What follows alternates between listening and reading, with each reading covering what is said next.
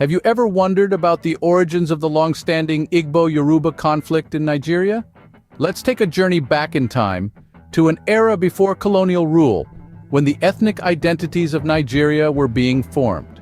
Nigeria, as we know it today, is a vibrant tapestry of over 250 ethnic groups, each with its unique cultural identity and socio-political structure. Among these, the Igbo and Yoruba communities stand out as two of the largest and most influential. The Igbo people, traditionally residing in the southeastern part of Nigeria, developed a decentralized political system where decisions were made by a council of elders. Their society valued individual achievement, with a high emphasis on trade and commerce. Meanwhile, the Yoruba, hailing from the southwestern regions, had a more centralized political structure, with a king or Oba at the helm. Their society revered tradition and hierarchy, with a focus on agriculture and craftsmanship. As these distinct cultures developed, so did their economic systems. The Igbos, heavily involved in trade, found themselves often interacting with coastal communities and European merchants. On the other hand, the Yoruba, with their agrarian lifestyle, had a more localized economy. Over time, these differences in societal structures and economic orientations began to shape the political ideologies of these groups. The Igbos, with their egalitarian society, leaned towards democratic ideals, while the Yoruba, with their hierarchical society, were more inclined towards monarchy. These differences were not just political, but also cultural. The Igbos and Yoruba had distinct languages, religious beliefs, and social norms. While these differences enriched the cultural tapestry of Nigeria, they also sowed the seeds of misunderstanding and mistrust. As these identities solidified, the stage was set for future conflict. Economic competition, political ideology, cultural disparities, all these factors contributed to the simmering tensions between the Igbo and Yoruba communities.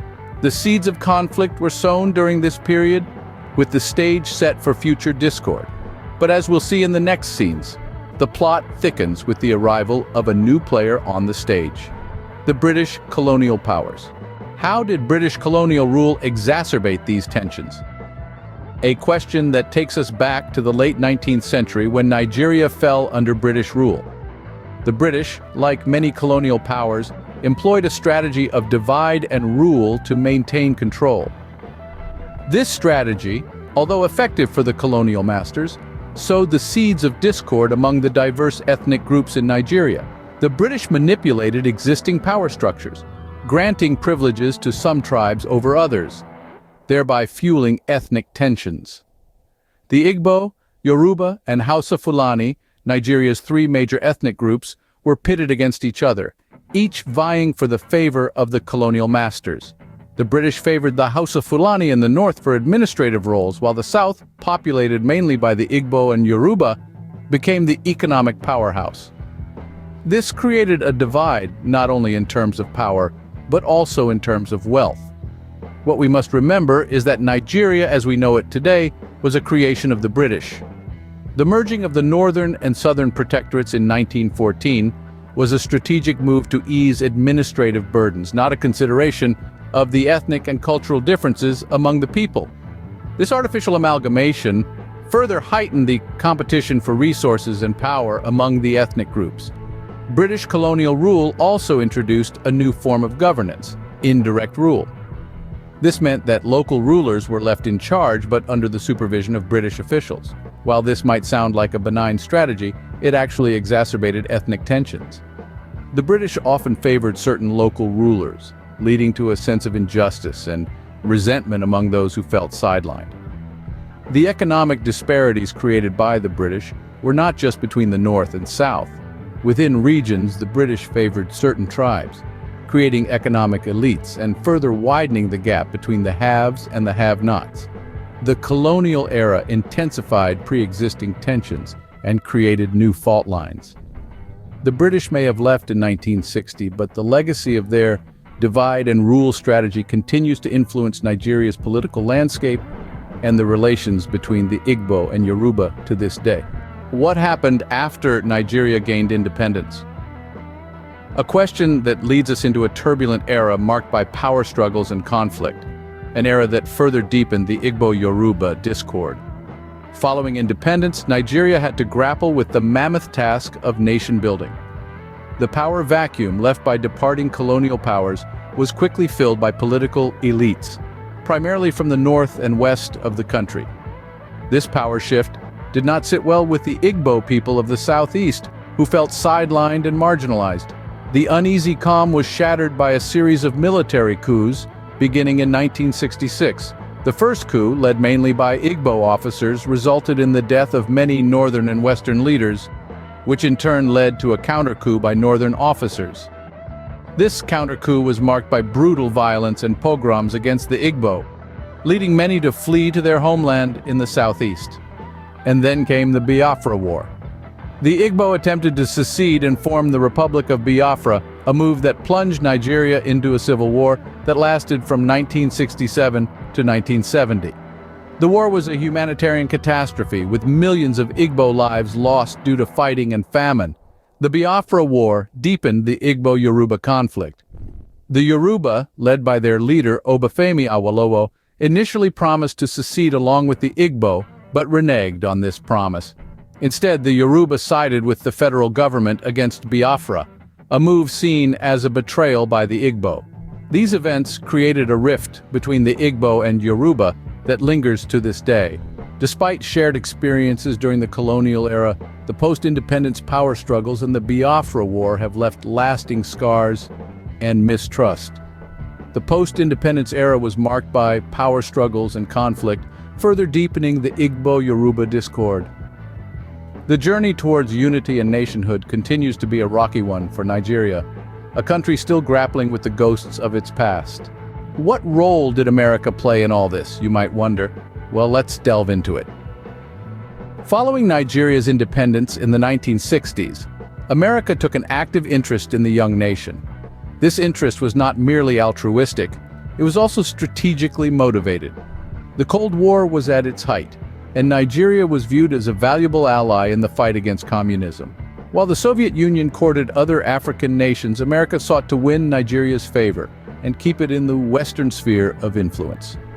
American foreign policy during this period was largely shaped by the doctrine of containment, an approach that sought to prevent the spread of communism globally. Nigeria, with its vast resources and strategic location, was seen as a key bulwark against communist expansion in Africa. But the American influence went beyond the political realm.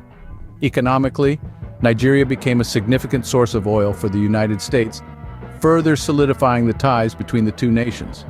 The economic relationship, however, had its pitfalls. The heavy reliance on oil revenue made Nigeria susceptible to market fluctuations, leading to economic instability that further exacerbated political tensions. On the political front, America's approach was a balancing act. On one hand, it supported Nigeria's unity, fearing that a fractured Nigeria would be an easy target for communist influence. On the other hand, it was careful not to appear too meddlesome, mindful of the bitter legacy of colonialism that still lingered in the minds of many Nigerians. Despite these efforts, America's involvement was not without controversy. Critics argue that America's focus on anti-communism and oil interests often overshadowed its commitment to promoting democracy and human rights.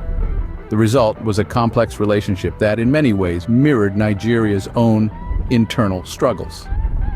So, as we can see, America's involvement in Nigeria's post-independence history is a story of strategic interest, economic ties, and political maneuvering. It's a story that further complicated Nigeria's already complex political landscape, and it's a story that continues to shape the country's trajectory today. America's involvement further complicated Nigeria's political landscape. So, what are the key takeaways from the Igbo-Yoruba conflict and Nigeria's establishment? In our exploration, we've seen that the roots of the Igbo-Yoruba conflict lie deep in the historical, cultural, economic, and political fabric of Nigeria. The conflict, which has unfortunately become a defining feature of Nigeria's socio-political landscape, is not an overnight phenomenon. It's a product of centuries-old ethnic tensions, fueled by cultural differences and economic competition. British colonial rule played a significant role in sowing the seeds of discord. Their divide-and-rule strategy created an environment conducive to the eruption of ethnic clashes. The British favored some tribes over others, creating a power imbalance that sparked resentment and rivalry. The legacy of this era is still evident today in the power struggles and ethnic conflicts that plague Nigeria's political landscape. Post-independence, these simmering tensions were further inflamed by power struggles. The Igbo and Yoruba, two of Nigeria's largest ethnic groups, found themselves at odds over control of the nation's resources and political power. These conflicts have had far-reaching implications affecting every aspect of Nigerian life, from politics and economics to social relations. America's role in this narrative cannot be overlooked. As a global superpower with vested interest in Nigeria's oil wealth, America has been a silent player in the power dynamics of the region. While not directly involved in the Igbo-Yoruba conflict, America's foreign policy decisions have undoubtedly influenced the course of events. In conclusion, the Igbo-Yoruba conflict and Nigeria's establishment are intricate and intertwined tales of power, greed, and struggle. They are testament to the resilience of a people who, despite adversities, strive to carve out a future for themselves and their nation. It's a complex tapestry of history, culture, politics, and economics that, when unraveled, reveals the heart of a nation and its people. The Igbo-Yoruba conflict and Nigeria's establishment are complex issues with a multitude of contributing factors. Understanding these can provide valuable insights into Nigeria's current political landscape